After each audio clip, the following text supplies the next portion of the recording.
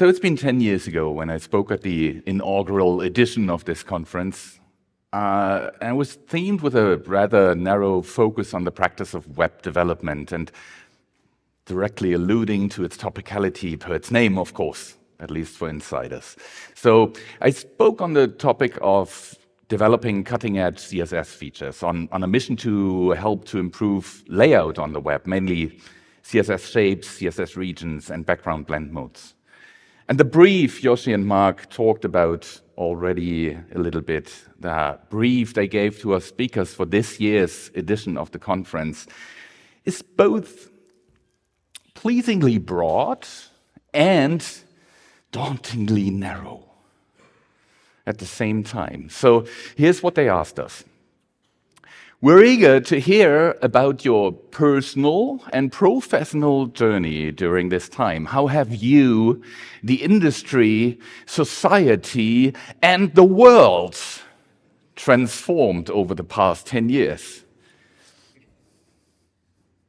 Well, that's what I would call a nice challenge. So let's see how this goes. And I'm doing this right to left. And I'm taking a shortcut right at the beginning, as I will skip a formal section on the world, because in numerous categories, we're lower than the world. Let's start with the easiest part and cover the myself then. So 10 years ago, on this very stage, I had slightly longer hair and probably slightly less of a belly. Work-wise, I went from helping the development, documentation, and testing of new and improved browser functionality and design tooling to, for the better part of the last 10 years, having had the privilege to co-design a design tool, mostly by spending a ton of time researching with hundreds of global design teams of the world's Fortune 500, some of the most promising startups, and many of the most iconic agencies in product and digital design. From 2017, my work applied to building and running a fully remote design team of up to 15 people based out of Japan, Australia, India, Europe, and South America. And during and outside of my day job, I tried and am still doing my daily best to use my powers in the best possible ways for the greater good. And if that was by working inwards and outbound to make best use of corporate impact, by taking action for good, both in hyper-local and also global initiatives, or just by giving back, for instance, through investing a ton of my time into community building, for instance, by running IXDA Berlin, by co-founding and trying my best to fuel open design, which was aiming to unlock kind of an open source but design culture, similar to what we have in developer world, but for bringing together designers looking for purpose and projects in need of design. Or by founding and chairing World Interaction Design Day. Or just by sharing knowledge and having discussions over speaking at over 150 events in the past 10 years. Also, 10 years ago, I had started to plan a house for my partner and our 3-year-old and our newborn. And 10 years later, we're married. And the property that was designed for a family of 4 is now housing 5 to 50,000. Our kids aged 13, 10, and 7, plus a varying amount of aquarium fish and shrimp, and a couple 10,000 honeybees. So before I go ahead, there's something I need to set straight. Today, I'm going to touch upon a few of the rather bigger questions, including topics that are or should, per my opinion, be heavily debated. And we might disagree on some of my observations or positions. And that's fine. We're all adults here, except for Maya. So let's have a conversation, okay? I'm presenting my findings because the conference brief led me to formulate my thoughts in this area. And this is something I'm really grateful for because it showed me new things. And I do think I found a couple bits that are worth sharing with you here. I am not an expert in fields like sociology, psychology, or political or any science, really. So please, please, in case I've gotten something wrong or I'm sending something across wrong, please forgive me. 10 years of myself in 3.5 minutes. So let's take a look at the industry. First and foremost, let's safely assume that the conference brief asked us to look at our industry, whatever that is. So let's call it the industry of digital design and development. And there's a lot of angles I could have taken in terms of a 10 years review. And I'm confident that other speakers will give us added perspectives over the course of the conference. So for this part of my talk, I decided to focus on consolidation, or specifically market consolidation and some of its side effects. So a simplified view on market consolidation will consist of the following 3 linear stages. First, fragmentation, second, acquisition, and third, expansion. And let's take a look at the global market share for mobile operating systems, and you've certainly seen this graph before. If we overlay our 3 stages of consolidation here, you see that in the time frame of 2009 to roughly the first Border None conference, we've been in the fragmentation stage. So Symbian was going wild at the time. BlackBerry built out its market share and even added the pretty cool BlackBerry tablet OS.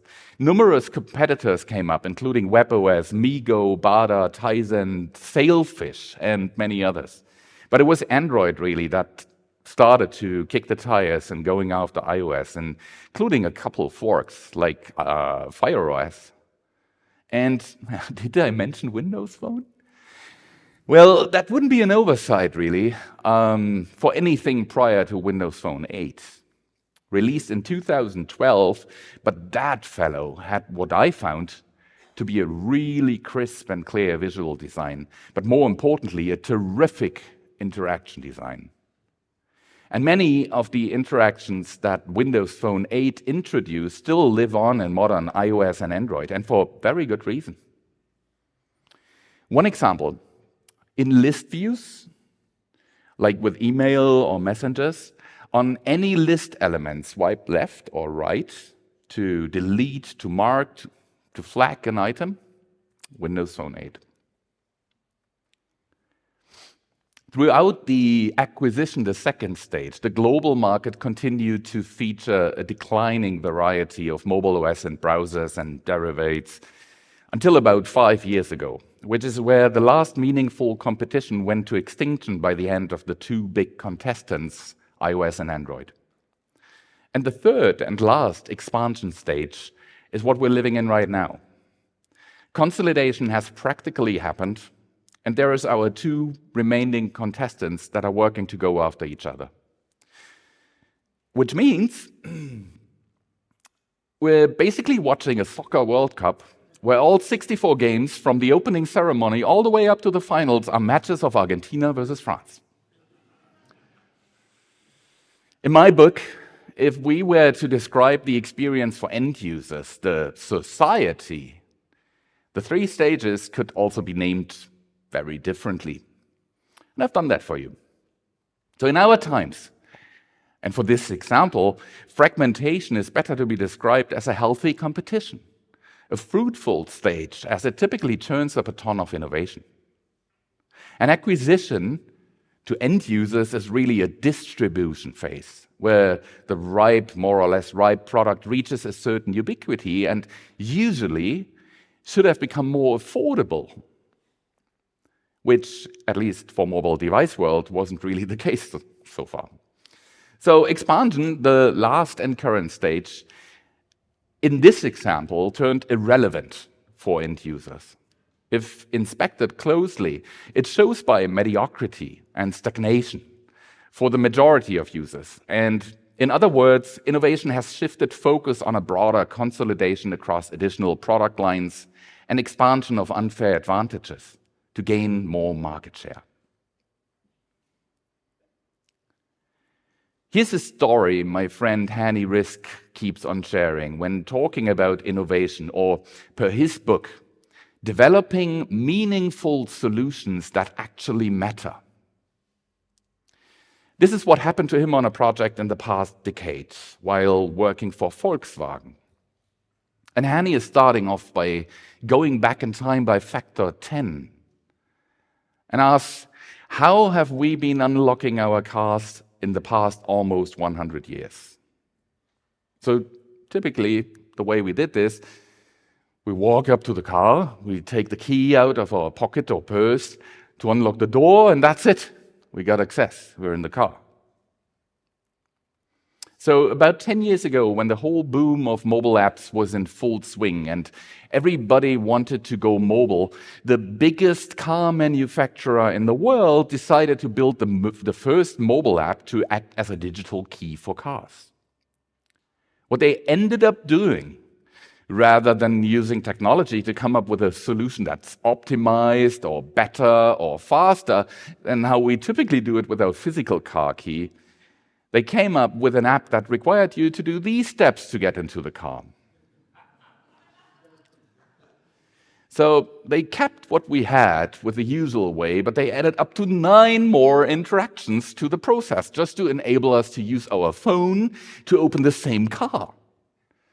So is that innovation? Not in Hani's book. He's calling bullshit on that.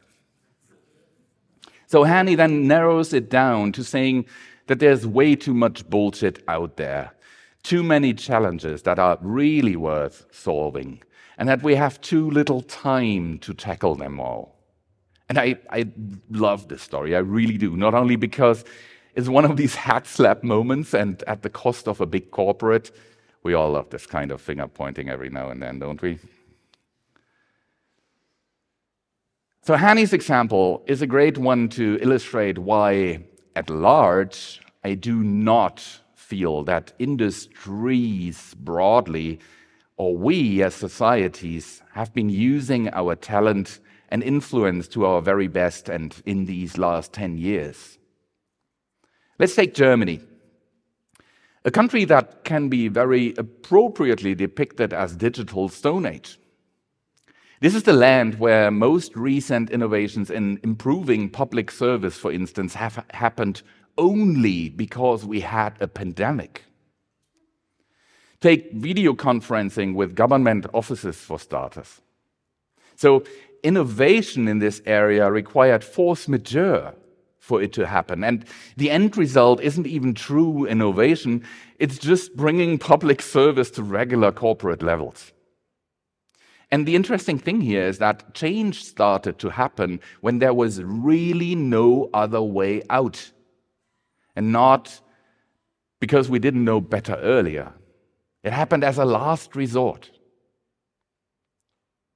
Or one of my favorite topics in the past 7 years, remote work, specifically looking at lengthy remote workshops or even remote events such as this conference. Creating actual togetherness, but being remote, and without all the negative consequences of travel-related carbon emission, time away from the family, infection risk, etc., etc. And while opening up for a much more diverse, because global quorum, and also including those that otherwise can't afford traveling to a conference. So hit me up on the topic tonight or later on if you're interested. I did quite some work there. But at large, the best humanity seems to have come up with is some foul compromises of allowing a privileged few to do a little more remote work on slightly, if at all, improved technology, while the rest of us are being forced into doing more of the same we already did before. And in the conference tech sector, those that really started to innovate in the space of remote togetherness, those are having a pretty hard time right now. Because, hey, it's much easier to just go back to the ways of conferencing we used to love, right? The manifestation of failure to innovate in this context was delivered by no other than Meta. Do you remember this avatar-based meeting thingy? Based on Meta's Quest. That thing where Microsoft partnered with Zuck to connect the humans in usual video-based Teams calls with Meta's floating, legless avatars. So here's the design challenge. How might we incorporate audience feedback, for instance, applause, to a virtual conference so people don't have to divert their attention into flooding a chat with applause emojis? And the best idea they came up with was to have the same fucking emojis fly out of the heads of a few gesturing avatars, the exact same abstraction, something originally designed to fill in emotional cues otherwise missing from typed conversations. That thing that evolved out of brackets and semicolons in 1990s chat rooms, just 3D animated. Separate topic. Don't get me started. As an industry and the encompassing society, I do not believe that we've been using our talent and influence to our very best to tackle the most obvious problems even, not to speak about the challenges ahead. And am I overreacting? Well, I let you judge. But history shows that, or what would have been possible if we were focusing on the right innovation efforts by stepping out of comfort zones and existing ways of doing our business instead of expanding on the beaten path and in mediocre ways. A very unpopular example for success, and that one holds for a lot of learnings. Not sure who here saw Christopher Nolan's recent masterpiece, Oppenheimer. Quite a few. So that's, for those that didn't, that's about the leader of the Manhattan Project. The baseline of that project, for my purpose here today, is take a selection of the best available scientists, and the emphasis here is really on available, because they had a rather restricted selection at hand. Then take about $30 billion today dollars, build a city in the desert, and deliver one of the more significant innovations in human history in under 3 years. To be clear, to be very clear, I'm not asking for the world to develop more innovative weapons of mass destruction. That's not my point. So let me give you a couple examples for what's on my mind. What I don't want is self-driving cars. I love driving. What I want is a functional, interconnected public transport system that is much more effective, much less polluting, and free for everyone. Plus, let's unseal or repurpose some of that ground currently used for streets, and especially in densely populated areas. I do not want a better labeled steak from a happier yet slaughtered cow. Not some greenwashed or slightly improved way of the same thing that still traveled way too far before it ends up on our plates. What I want is true alternatives to our established foods that actually taste as good, easily available and affordable, and do not just keep on contributing in some slightly different way to the major chunk of root causes to current crises, such as the whopping 27% that agriculture is contributing to climate crisis.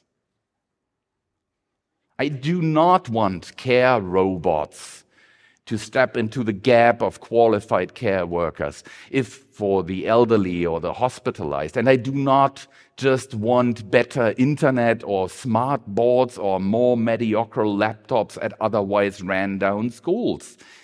And not just more digitalized ways of learning through otherwise burned out, improperly trained, or simply unavailable teachers.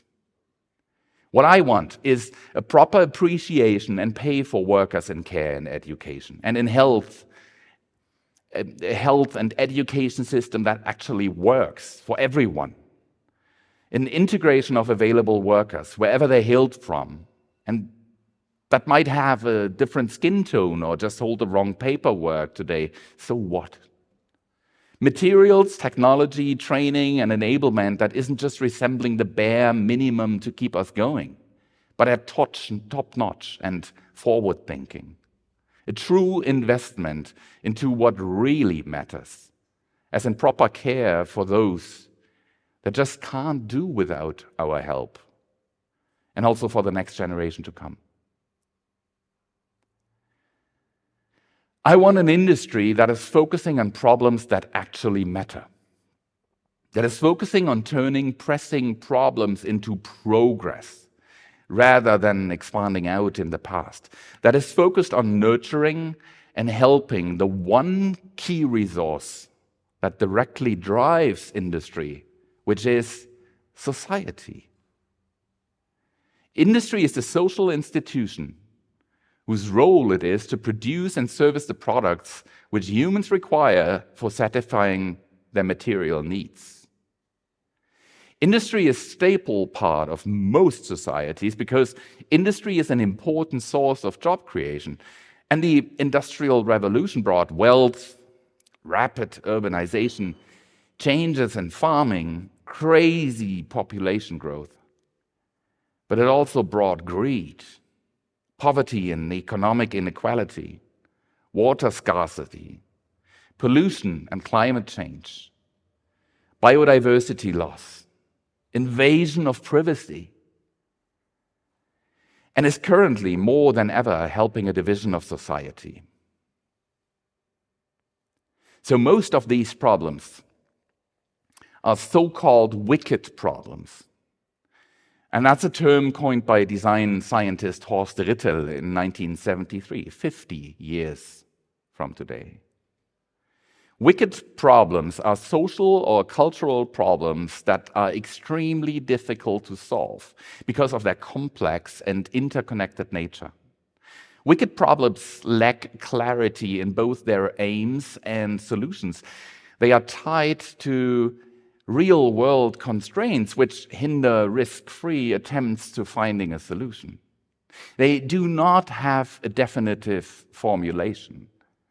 They do not have a stopping rule, or in other words, they lack an inherent logic that signals when they are solved.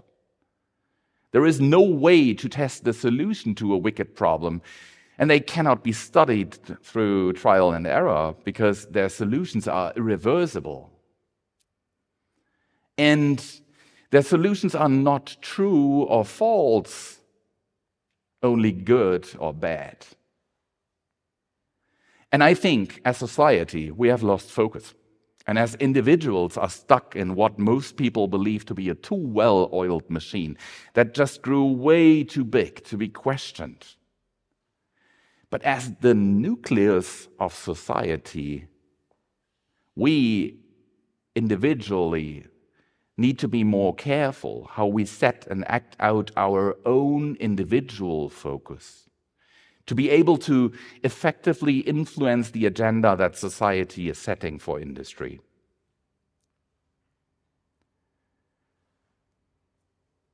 About 7 years ago, on November 10, 2016, at IXDA Berlin, we hosted an evening with Mike Monteiro, an American designer, speaker, and author of books such as Design is a Job and Ruined by Design. And thanks again, Mark, for sending over one of your Beyond Tellerrand speakers of that week to us. But it wasn't only Mark's conference and our event that kept people talking that week, but also one of the larger acts of tragedy in American history, with the 2016 US presidential election having happened just hours before we sat down to talk. And Mike, who had spent the whole previous night awake and in front of the TV, he summed up the events quite nicely by saying, America just managed to democratically elect a fascist. Surely the tone of that whole 2016 US election campaign was to be characterized as divisive, negative, and troubling. Not even speaking about that Russian interference, including a massive spreading of disinformation and fake news on the social media vehicle, also through trolls like a Yevgeny Prigozhin, a war criminal who was proven to have added major contributions to Mark Zuckerberg's ad revenue at that time. And that whole pile of shit contributed by British Cambridge Analytica in parallel to them influencing the Leave.eu campaign that led to Brexit in 2020. And by the way, Cambridge Analytica founded in 2013, 10 years ago. I could go on, but you already know all of that. And that's my real message here, because without any doubt, we all easily had a ton of explanations for what had happened and how and by whom it was caused. And all that clearly didn't happen because of us, right? It's been an itchy discussion that evening. And as it turned out, scratching alone wasn't going to suffice to mitigate any of what was still going to come. And I want to quote Mike Monteiro again, and this one is taken from his talk of that very same year, 2016. Mike said, "To change the world, we have to change who's designing it. Our job is not just to do what we are told, it's to improve the world we're in." So, looking at positive societal changes in the past decade, sorry, but again, I can't attest us to be very successful. If we want to improve the world we live in via an actionable agenda, if we were to take steps that are actionable for each and every of us, and every day, if we really want to do that, I would suggest to start at a different place than by changing who's designing the world. We need to change. It starts with us. It will not start with them. Robert Hayden wrote, "We must not be frightened nor cajoled into accepting evil as deliverance from evil. We must go on struggling to be human, though monsters of abstractions police and threaten us."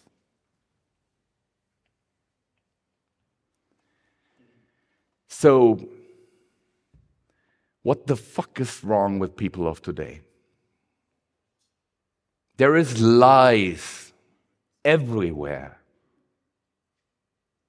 For the purpose of this talk, let's just call fake news by their original name, because we already had a word for that before the age of social media. It's called lies.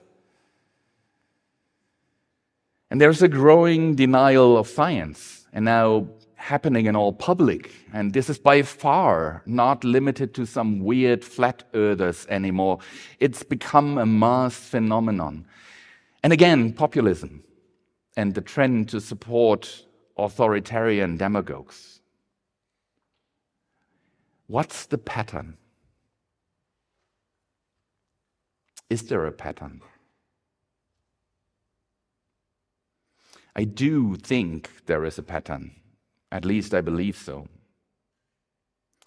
I think one of the big reasons for all this shit, including a society that keeps failing to demand true innovation from an industry that just in the same way is mostly trying to hold on to the status quo, is because people wish they would not have to change themselves. And why is that? Because change is hard. We all want to appear halfway decent and intelligent, at least to ourselves. Then there is a fraction of us who feel an urge to even appear superior. But being smart is becoming increasingly difficult in an age that is dominated by science and technology, in a world where there's so much knowledge at your fingertips, literally, that you have to do an enormous amount of research to become familiar with even the tiniest topic.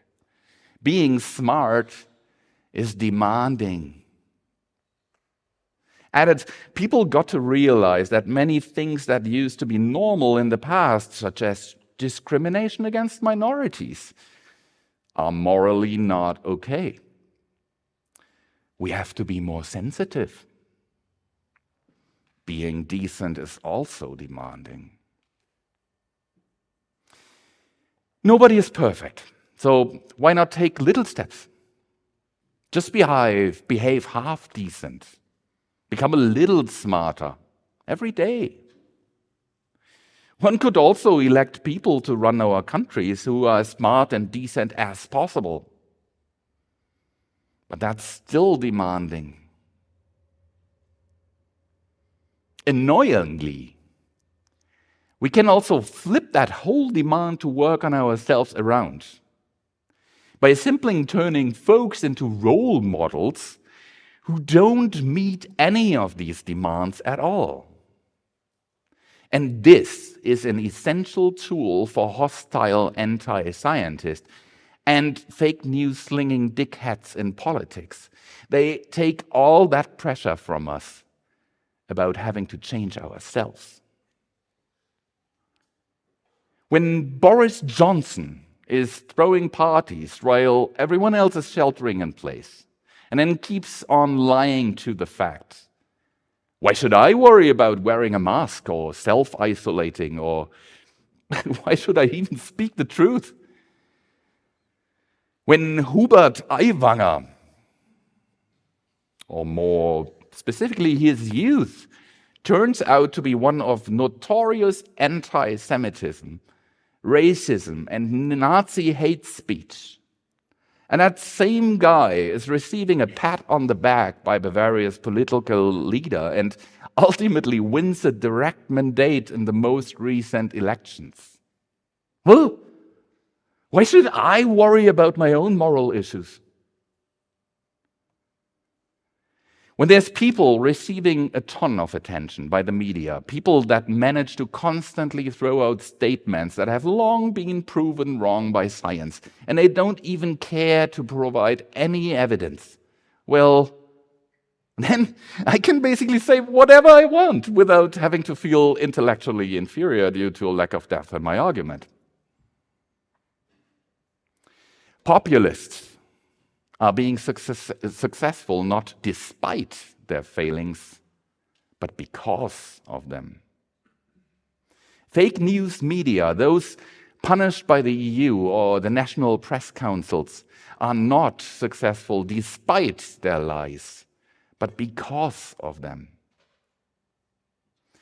People creating heroes that don't care about moral and intellectual standards are freed from the idea of holding themselves to any standards. Hey, we've just become superior by definition, and it didn't take any effort. The same mechanism, by the way, contributes to the attractiveness of religions.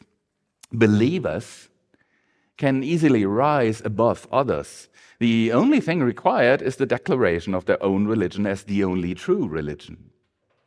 All others automatically become inferior, that are being looked down at. So, what about our next holidays?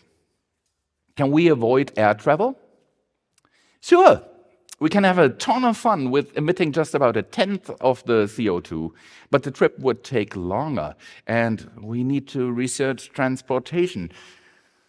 We need to be mindful about baggage, and our range would be somehow limited. Damn, that's hard. And why don't all the climate activists and the upper 10,000 reduce their carbon emissions first? Blame them. What about that bad habit? Let's say smoking. We know it causes cancer. It costs a fortune, It creates a ton of plastic waste. It stinks. Can we stop it? Look at that vaping thing. It doesn't stink so much. It's much better. Before I go off of that, I'd rather open a smokers-only bar and exclude all the naysayers. Blame them. What about moving into a new house? We could even move into the countryside or build out an existing home based on renewable energy. We could grow our own food. Damn, there is no healthcare, culture, or education in the countryside. So let's stay in the city. Look, there is no building ground left and no apartments available to rent. Who's living in all these apartments? Why did all these people move into our city? Blame them. I believe if we want to start to change the world for the better, we have to stop adhering to these monsters of abstraction, such as there's no apartments because of all the asylum seekers, or I can't be successful in life if I don't replicate the corporate standards. People are creating monsters of abstraction to hide their own shortcomings. People are creating heroes that don't care about moral and intellectual standards to free themselves from that idea of holding themselves to any standards. Sure, we can do that. The only problem is, it makes the world an awful place. And the laws of nature remain valid, even if I elect people who don't care about science. And when nobody acts considerately and morally anymore, life will eventually become a horror for everyone. We have to stop building these monsters in our heads. Some fuzzy, ugly creatures that only exist to be blamed for our own inability to change ourselves. We need to stop criticizing others for being imperfect. How can you be against climate change when you're flying to this conference? It's stupid to attack people who stand up for certain ideals but aren't 100% perfect. That's just bullshit. Nobody needs to be perfect to be committed to a generally right direction. And we need to stop calling bullshit on things we don't understand. Or, in more educated words, we need to stop expressing opinions on things we haven't researched first. People aren't stupid because they know little or have limited cognitive abilities, because that is true for all of us. A stupid person is someone who does not use their mental abilities out of laziness, defiance, or being vicious. A person breaking moral rules is not immoral, because we're all breaking moral rules every now and then. An immoral person doesn't even try to live according to a moral compass. And we can't let them go away with that, especially not politicians and not ourselves. And we don't have to be the most innovative, the most educated, the most moral. Nobody is demanding that. But we should generally opt for intelligence, education, and morals. Otherwise, we've taken a wrong turn. And we can go on and explain scientific facts in any form and for as long as we want. We can lay out in detail which behavior will have which consequences. It will all be meaningless as long as people aren't willing to work on themselves. Demons are a very human creation. You look for ways to explain evil, and instead of seeing it in yourselves, you offload the responsibility onto monsters. And the monstrous exists in the mirror and not in some fantasy world.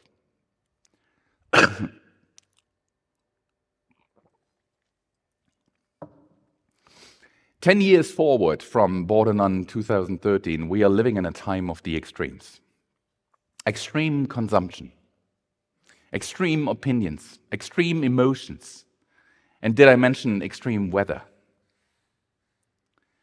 The psyche of the society, the psyche of the humans in the world, mine, yours, is facing an ever-increasing pressure. And for those of you I've met here 10 years ago, we might have even stated the same. But clearly, these days, after another 10 years, sanity is having a harder time than ever before. There is so much negativity out there. In fact, populists are leveraging, emphasizing, or even creating the negative to gain power. Clearly, it's not, let's say, someone who's suggesting concrete plans to expand the use of renewable energy by replacing heaters in homes would be looking to do harm. Those that seed evil are the ones that don't have any better idea, but turn a positive, general positive plan of action, something that took work to come up with, into negative news just for the sake of publicity or for having said something. That's insane and it's destructive. So whenever you are feeling insanity to overcome your thoughts, when you want to get back to focus and to being constructive, perhaps you're even facing a complicated argument with someone very close to you, my advice would be to stick to acting out the sanity you have. And it's a really simple suggestion. Stop opting against. Opt for. As long as we manage to use our mental abilities to continue on a general course of moral and intelligence and education, we will keep our sanity and abilities to change to the positive. Individually, we will be able to build on top of that, act out our sanity, change ourselves, and drive change towards solving some of the wicked problems in the world. So what is to be done? Do not look away. Do not turn a deaf ear. Do not remain silent. Respond loud and clear to any false words, to any wrong action. Excuse me. Opt for decency. Opt for humanity. And choose democracy.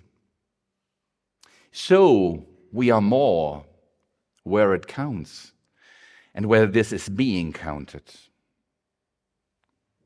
In fact, this isn't even asking us for any rocket science or to do anything on top. It's asking us for a focus on what matters, for the basics really. To live by, to act out, to make visible the good and the benefit in our fundamental values.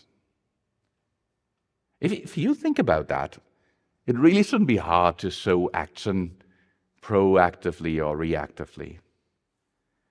And if you think this is asking too much, if you feel scared about speaking up in an otherwise hostile environment or in a fragile environment such as your own family, in case showing a clear response to false words or wrong action feels like a risk to you, well, I can understand that. I really do. Once I had to fear stalking and threatening to my house and to my family by a couple of assholes that had dumped asbestos trash into the nearby woods, and they got caught in the act by the police because I had called the police, and I blocked their way out of the woods. Once I got beaten up pretty badly by a bunch of hooligans when I stepped to the side of someone in need of help. Once I had a pistol held to my forehead by a neo-Nazi because I didn't hide in the back of that laundromat when they had decided to mess up the place. And more than once, I broke up with a beloved behavior or relationship even, because essential people had turned their back to reality. And I do have people that are 180 degrees contrary to my own beliefs, that live off of monsters in my own family. And yes, that's hard. Multiple times at work, I almost broke up with my business partners because I decided against a very profitable contract from a fishy client. Or I had to face lengthy debates with my report chain. I took a risk of disciplinary action and loss of employment because I refused to send my team into a country that had just committed acts of inhumanity and war crimes. Or I personally objected against working with customers at companies that are known to spread disinformation and make profit from lies or from polluting the environment at scale. It didn't always work, and it's no easy feat, especially if any of this results into customers sending email complaints directly to the CEO and you're the one having to explain yourself. Not funny. I've been there and I tried that, and I don't necessarily recommend it, even though I know per my own experience that even the dumbest form of resistance will still resemble resistance.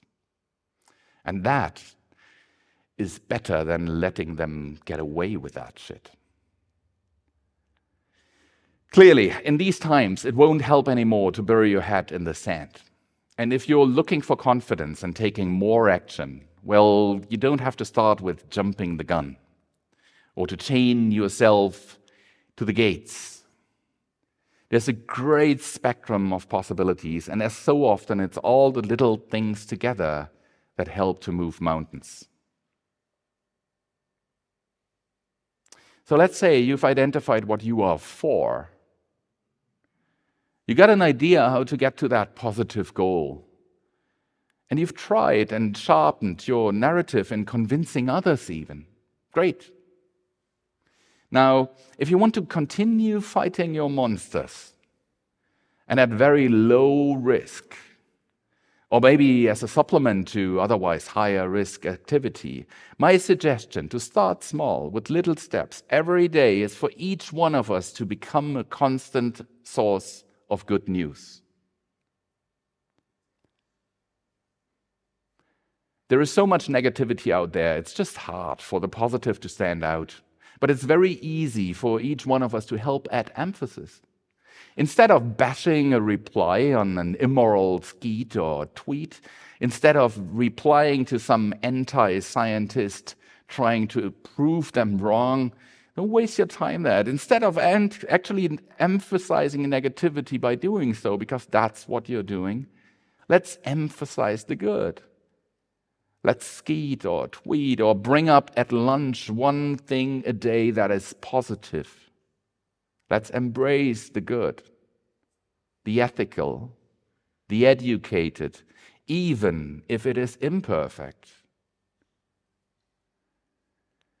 There's a ton of great things happening around us every day, and it doesn't have to be the cure for cancer. At the risk of sounding too romantic, but why not start with a picture of a butterfly that found you? A short feature of yourself having tried something different, and perhaps you even failed. There is baby steps towards solving those wicked problems in science, even in society and in industry. There is upside to emphasize, even in the otherwise most controversial suggested plan of action in politics. Find them and talk about them. Embrace the good. Embrace change. Creating a culture of change, solving the wicked problems requires constant individual action. And this is quoting Dangerous Woman on Twitter. Whatever you think you can't do, just know there's someone who's confidently doing it wrong right now. They have no plans at doing it better either, and people are paying them to do it. Please believe in your own excellence as much as they believe in their mediocrity.